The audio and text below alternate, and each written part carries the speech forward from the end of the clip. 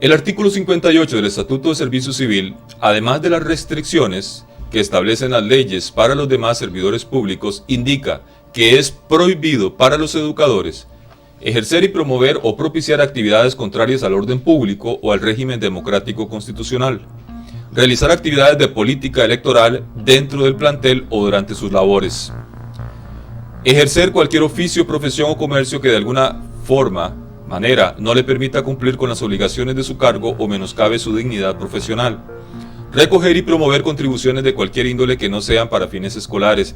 Si tuviesen este propósito, deben ser autorizadas previamente por la autoridad competente del Ministerio de Educación Pública. Concurrir con sus alumnos a actos fuera del plantel o facultar a estos para que lo hagan sin autorización del director del establecimiento. Promover o permitir ataques contra las creencias religiosas o políticas de sus discípulos o familias de estos.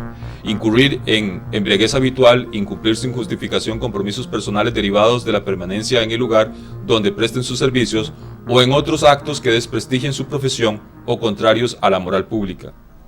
Levantar o proponer sin orden o autorización superior expresa suscripciones entre los alumnos o incitarlos a pedir o a firmar peticiones o declaraciones que de alguna manera interfieran la buena marcha de la institución y recibir obsequios o dádivas de sus alumnos.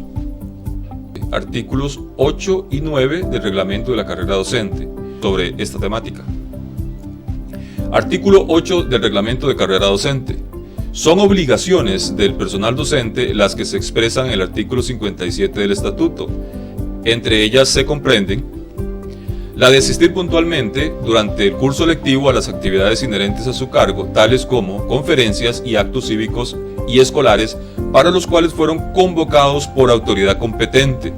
Cuando se dice que fueron convocados por autoridad competente, estamos hablando de las convocatorias que hace el ministro de Educación Pública o la ministra, por ejemplo, el calendario escolar de un determinado año.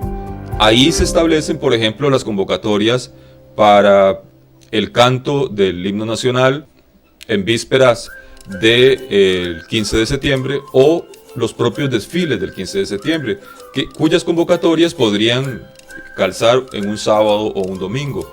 Este tipo de convocatorias fuera de las jornadas habituales de los maestros y profesores, la autoridad competente para esa convocatoria sería propiamente el ministro, o autoridad delegada por el ministro, viceministerio, por ejemplo.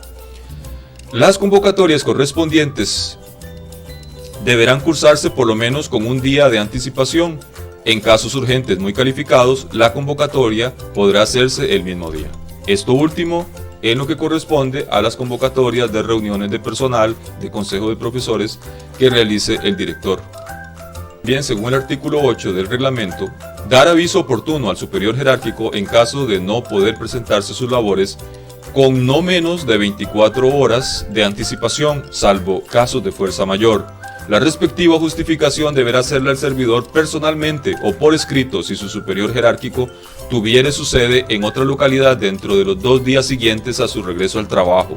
Cuando no se cumpla con ese requisito, la ausencia se considerará injustificada.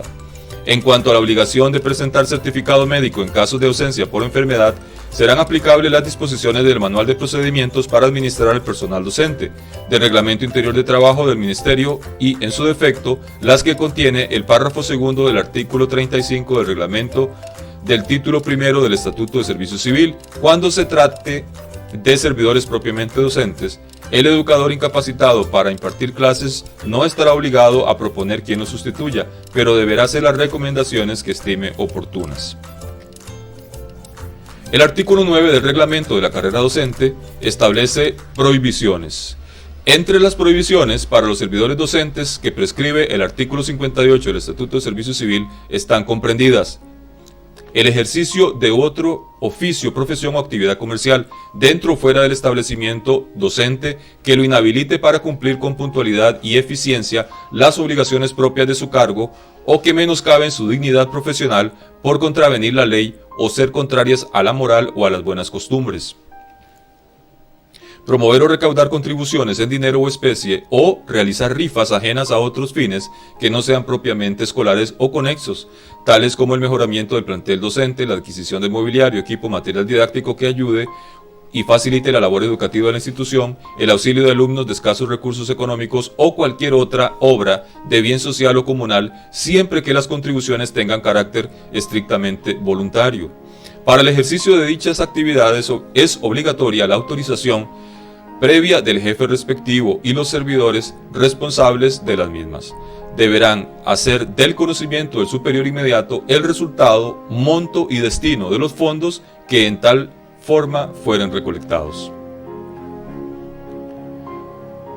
Es prohibido concurrir con sus alumnos a actos de cualquier naturaleza del plantel o autorizar a estos para que lo hagan sin autorización previa del director del establecimiento. Las actividades culturales y deportivas que los profesores organicen fuera de las horas lectivas deben ser autorizadas, asimismo, por el director del plantel, previo el consentimiento de los padres de familia.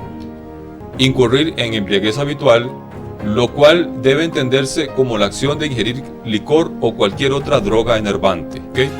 Incurrir en actos que desprestigien su profesión y, en particular, incurrir sin justificación compromisos personales derivados de la permanencia en el lugar donde presten sus servicios, tales como los relacionados con la alimentación, el vestuario y la habitación.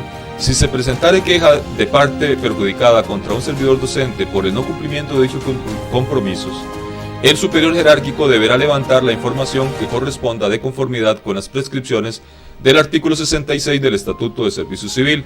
Asimismo, se considerarán actos que desprestigien o menoscaben la dignidad de la profesión docente contrarios a la moral pública, todos aquellos que cometan los educadores y que estén comprendidos dentro de las faltas y delitos contemplados en los códigos penal y de policía.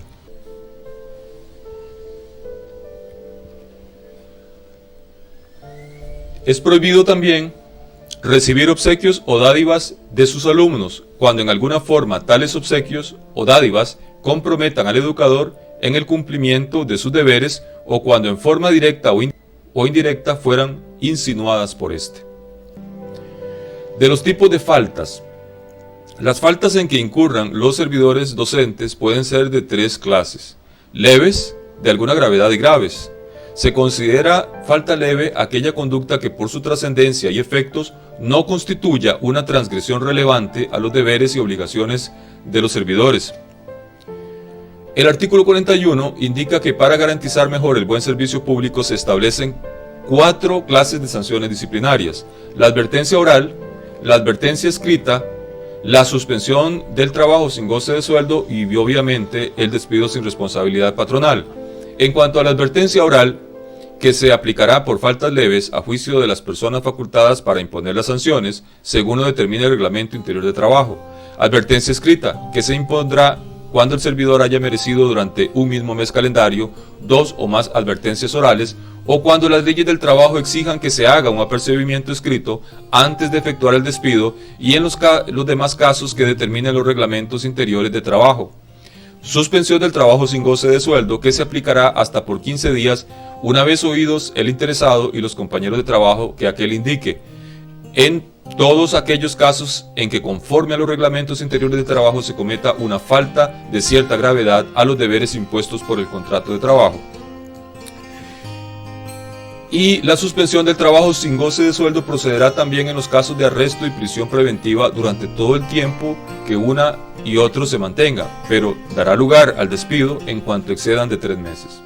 Si el arresto o la prisión preventiva es seguida de sentencia absolutoria, después de transcurrido el referido término, el servidor tendrá derecho a ser tomado en cuenta para ocupar en primer puesto que quede vacante de clase igual al que ocupaba. Conforme a la gravedad del cargo y mérito de los autos, el jefe superior decidirá si la excarcelación bajo fianza interrumpe o no los efectos de dicha corrección disciplinaria.